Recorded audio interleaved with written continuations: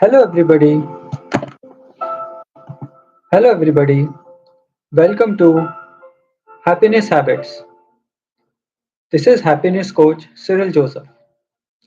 The mission of Happiness Habits is to spread happiness and joy to everyone. I'm playing background music. I hope the background music is soothing while I share my message for today. So, I'm going to read from this book, The Power of Mindfulness, and then I will describe a little bit about what I read. I'm on page 20, A Time to Heal. Across the country, hospitals and healthcare centers are embracing mindful programs to help patients, caregivers, and their communities reduce stress and speed healing by Alisa Schaffer. There's not much to look forward to when attending her weekly chemotherapy sessions. But the 48-year-old mother of two, who was diagnosed last year with breast cancer, says she has greatly appreciates the care and compassion of the oncology nurses, the cutting-edge treatment prescribed by her doctor, and the 20-minute foot massage she gets from the on-site therapist during her treatment. Having chemo each week can be incredibly stressful, but when the therapist comes around, I almost always say yes to a massage. It does so much to take away from the anxiety and helps me feel calmer and more relaxed. She is just one of many hospitals embracing mindful practices to improve patient experience while helping to bolster the healing process. Across the country, in facilities large and small, healthcare centers are opening up programs like meditation, yoga, and more to their patients and their caregivers. Often, these programs will extend to staff, faculty, and surrounding communities. This is so amazing. When someone is going through their healing journey, if the system itself can provide meditation and can provide different kind of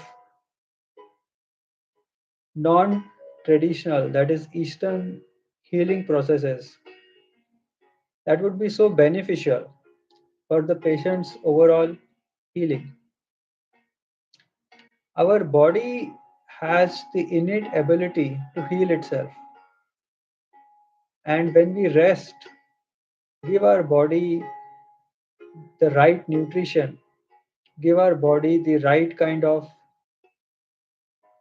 positive affirmations, every cell in our body starts to absorb the healing energy and supports the entire system to heal. This is such a good example where meditation is incorporated into the treatment of a cancer patient.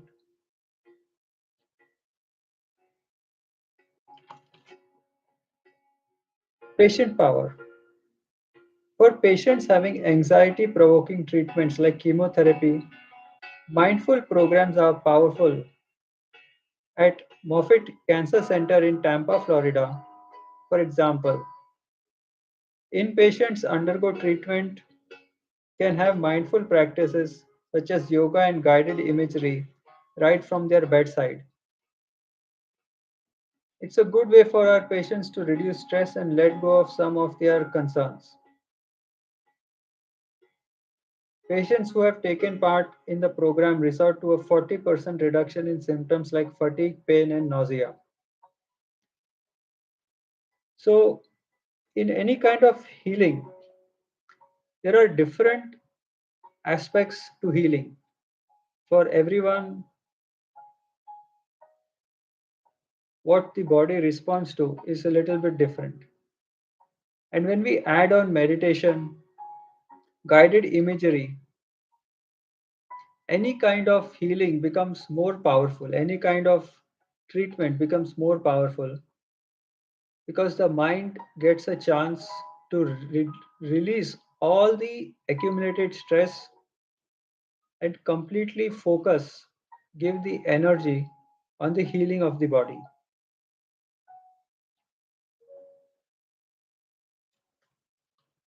Since patients aren't the only one going through a difficult time, many hospital programs also offer mindful practices to caregivers. At Moffitt, outpatient yoga classes are also open to family members or other caregivers. At Dublin Breast Cancer Center, caregivers are offered the same relaxing massage treatments as the patients. There's a huge level of caregiver burnout. These programs can help relieve at least part of the stress these individuals feel. Healthcare centers say they are hoping to give patients and caregivers tools they can use both during treatment and on their own. The idea is to empower people to practice skills whenever they need them. This way, if they are feeling anxious at an appointment or anywhere, they can calm down by connecting with the breath. So, anxiety is something that everybody face. Even at work, I face sometimes anxiety, and meditation, breathing helps me to just focus in the present now moment and understand that some things will be stressful, but I must enjoy the process, have fun during my work when I'm doing a lot of intense data validation or looking at some calculation logic. Mindfulness helps. Taking a deep breath with helps to reduce the stress. Same thing with the caregivers because they are working in a stressful situation, especially over their lives are at stake. So they get a lot of stress, they feel burnt out. So when they receive massage, when they receive meditation, when they practice meditation, it helps them to calm their mind. Same thing with the family members of the patients. The family members also, they are lot of going through a lot of stress because one of their loved ones is suffering. So they have to also get massage, take some meditation class and relax, not get anxiety because these kind of situations are outside our control, and our limbic brain, our reptilian brain becomes very reactive because we don't know what will happen in the next hour, the next day, or the next week. So we have to be on high alert. That causes a lot of stress on our body and our mind. So it's amazing that many institutes, healthcare institutions, are adopting meditation and mindfulness, yoga, massage as part of their regular treatment. Now let me find something else. This is interesting. The power of slow eating. So I'm also working on my food discipline and I'm practicing mindful eating. My goal is to lose about 10 pounds in the next 3 to 4 months. Currently, I'm around 155 pounds and I want to reach 145 pounds through mindful eating and food discipline. The power of slow eating. Something amazing happens when you pay close attention to how you eat. Here's how your body can benefit when you simply take the time to enjoy your next meal. by Lockie Hooks. What did you have for lunch yesterday? Maybe you ate a turkey sandwich or a chopped salad. Now, can you describe the flavors, smells, and textures of each bite you took? Do you remember how hungry you were before you ate or how full you felt after? Chances are you hardly gave any of it a second thought. And you wouldn't be the only one. We live in an age of fast food and on the go meals, with lunches scarfed down at our desks while we stare at screens, and dinners eaten on the couch, watching Netflix. We slurp down low fat smoothies, buy low calorie snack bars, and spend 20 billion every year on weight loss products and diet books. Yet more than 70% of Americans are overweight, while almost 40% are obese. Clearly, our current attitude towards food is failing us. The problem, dieting doesn't work. Research shows that at least 80% of people who lose weight on a diet will gain it back, sometimes gaining even more than when they started. The good news, there is a solution for these weight loss woes. It's called mindful eating, and it's a way of eating that truly supports our overall well being. Plus, it can help you reach your natural healthy weight in the process while enjoying all the foods you love. Through mindful eating, you discover what your body is trying to tell you. There are no rules or restrictions, unlike the diet that 108 millions of us are on. Even better, once you acquire this skill, you have it for life. See, mindful eating is so important. When we slow down, when we cherish our food, when we enjoy the texture, that helps our body to really appreciate the flavors of the food, to really enjoy every moment of our eating. This helps us, one, not to overeat. Second, it keeps us satisfied for a longer period of time. Three, we develop a stronger relationship with food. It helps us to reduce our anxiety and stress. And it helps us with our weight control. So, mindful eating is a practice which I highly recommend that every one of us should incorporate as part of our well being practice. Now, I'm going to read from my book, Gratitude Guide, and we'll see how to give gratitude so that it raises our vibrations and helps us to attract positive people, events, and circumstances into our life.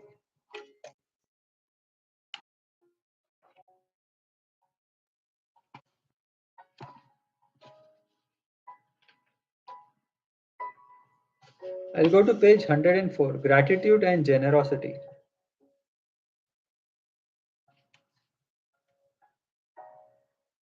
Okay, gratitude and generosity are intricately connected, like threads woven together to form a beautiful tapestry.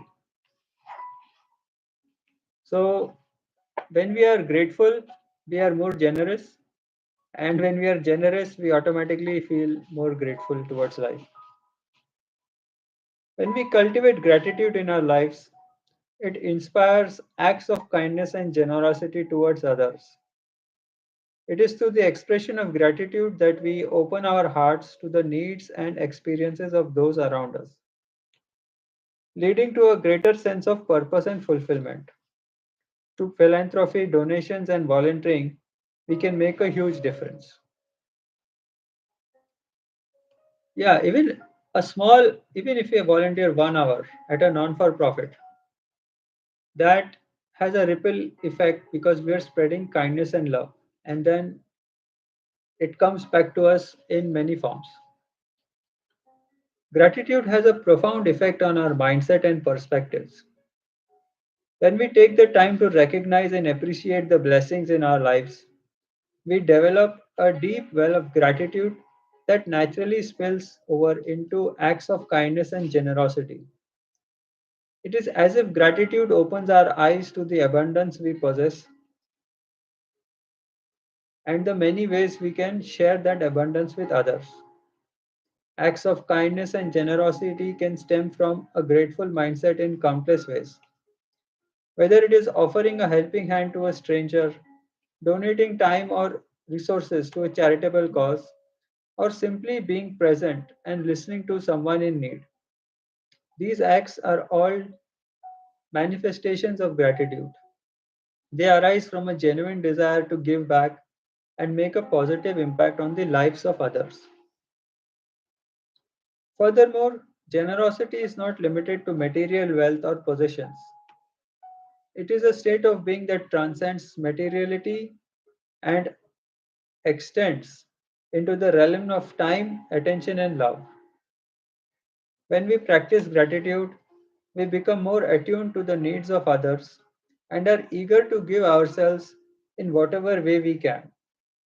This generosity of spirit nourishes our relationships, deepens our connections, and brings us profound sense of joy and fulfillment. The impact of gratitude and generosity extends far beyond the individual. It creates a ripple effect, inspiring those who witness acts of kindness to pay it forward and perpetuate the cycle of giving. One act of generosity has the power to ignite a chain reaction, touching the lives of many and fostering a more compassionate and connected society. Through gratitude and generosity, we can find our true purpose.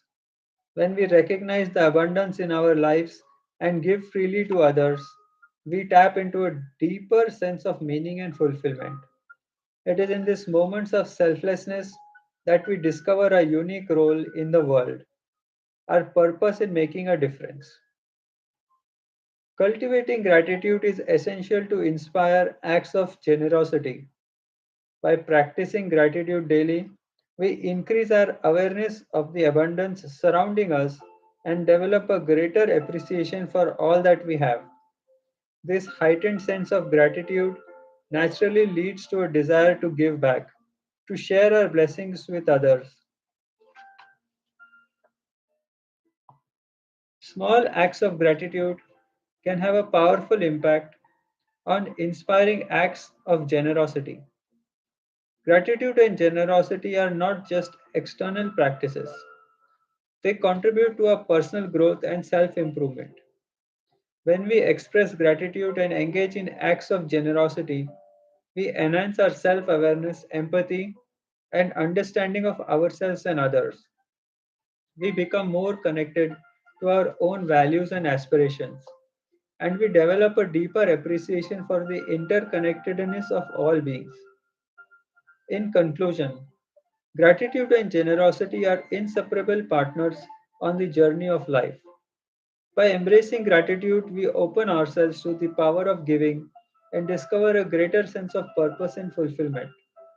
Let us explore the profound connection between gratitude and generosity in our own lives and experience the transformative effects firsthand.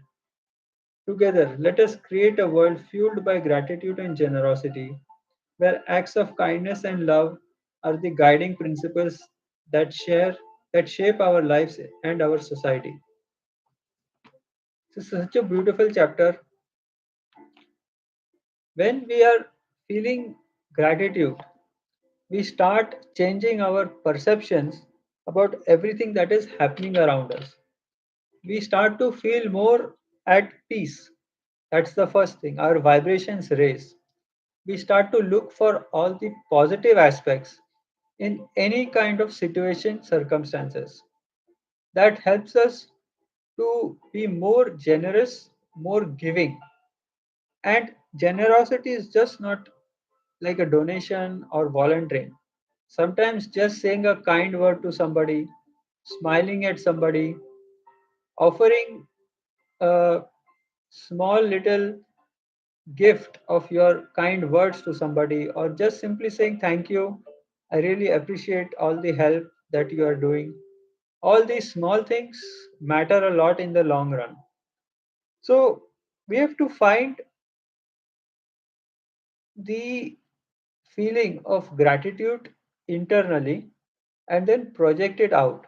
We have to find the feeling of generosity internally and then project it outwards. Eventually, what happens is the law of attraction matches our vibrations, our higher vibration. So, gratitude is higher vibration, generosity is higher vibration, mindful eating is higher vibration. It will match it with people, events, and circumstances who are at a higher vibration and bring those experiences back into our life. The universe is a mirror. Whatever we are seeing outside is a reflection of our inner self. If we change our inner state of being, our external experiences that we experience from outside, that will start to shift, and we will find what our desires are. We will start finding those feelings, and our desires will start manifesting into real life. That is how the law of attraction works. Now we'll go to my next book, which is on quit smoking.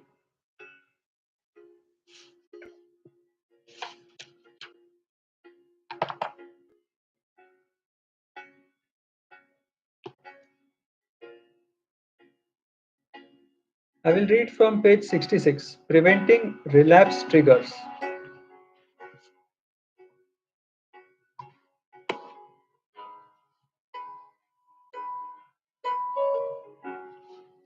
Preventing relapse triggers, sustaining a smoke free life.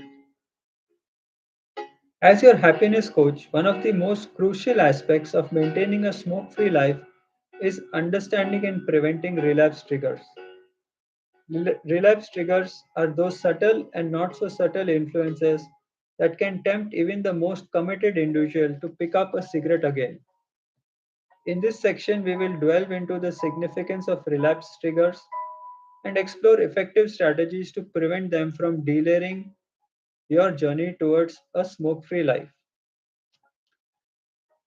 When a person has quit smoking, they have to be very careful to make sure that they are not allowing any relapse triggers to enter into their experience.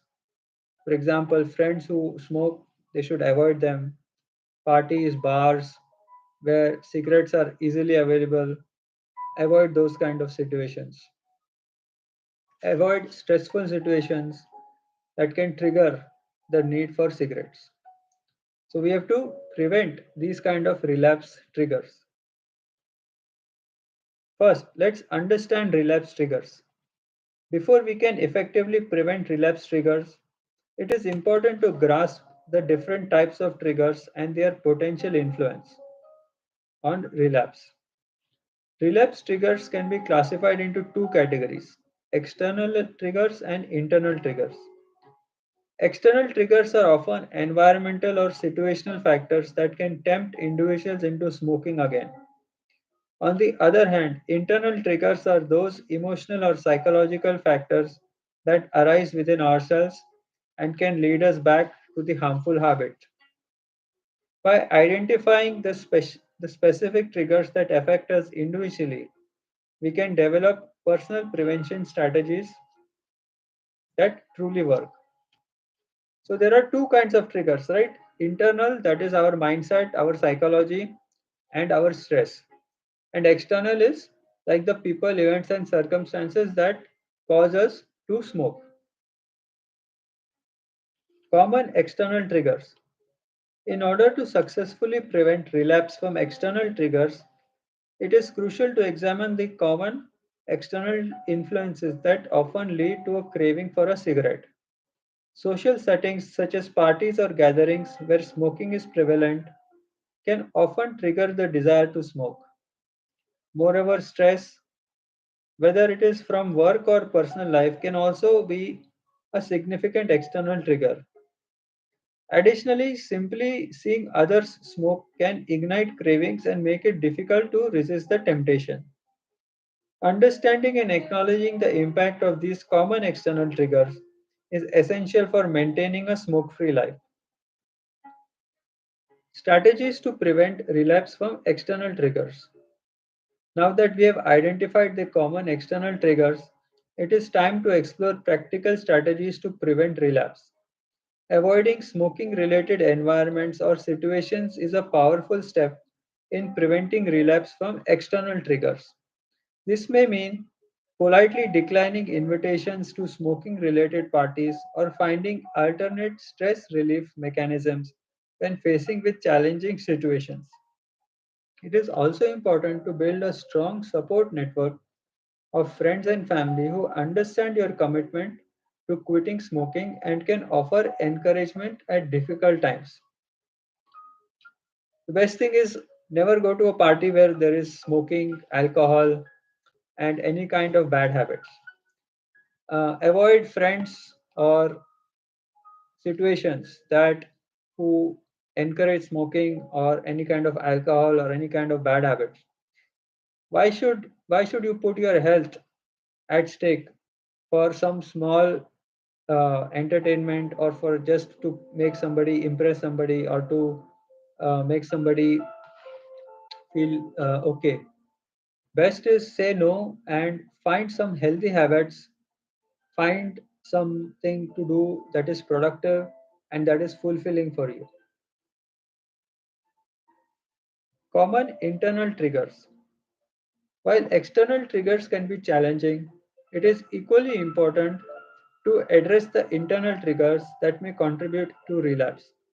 Negative emotions, self doubt, and boredom are some of the internal factors that can tempt us back into the habit of smoking.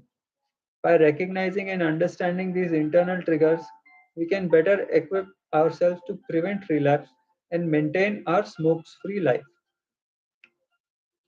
Self doubt is one of the most dangerous things, not only in quitting smoking, it comes across in every area of life. Performance at work, relationship, body image, happiness, new projects, investments. Self doubt is like a very detrimental thing. So, always be at ease with the decisions that you have made and be confident that you will be able to handle any kind of situation that is thrown like life throws at you. Strategies to prevent relapse from internal triggers. To effectively prevent relapse from internal triggers, we need to develop strategies that foster healthy emotional coping mechanisms and provide fulfillment in our lives. Practicing mindfulness and self awareness can help us navigate through negative emotions, while engaging in activities that bring us joy and fulfillment can combat boredom. Developing healthy emotional coping mechanisms such as journaling or seeking professional help can also significantly assist in preventing relapse from internal triggers.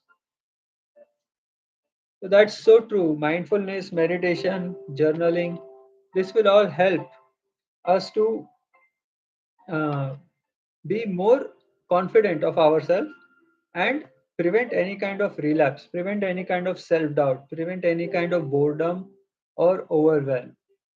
Any kind of emotion that we are experiencing that is negative, on the other side of it there is a positive emotion that we can try to achieve or go towards the positive feelings. Our focus should always be future focused, so that we are not stuck in the past or we are not even attached to a certain outcome. We are doing our best to create a future that we feel is the best outcome for us. All our power is in the present now moment, the choices that we make now, and the decisions that we make now, and the actions that we take now. So, to summarize, mindful eating, appreciating that different kind of treatment programs, hospitals are incorporating meditation and mindfulness into their treatment. Even if when you are sick or one of your loved one is going through any kind of healing journal, try if any of your loved ones are going through healing journey, try to incorporate meditation and mindfulness and healthy habits into that healing process. If anyone is trying to quit smoking, try to help them. If you are a smoker and you're trying to quit smoking, do your best to avoid any kind of relapse. Identify all your smoking triggers and eliminate all your smoking triggers through mindfulness and through rules that you have made for yourself by saying no to any kind of external events that promote or facilitate smoking. And finally, give a lot of gratitude and be generous with your time and with your money. Try to do some charity work, volunteer at not for profits, or in your way, do something for your community. Please visit our website at www.happiness.coach and have a wonderful day. Bye bye.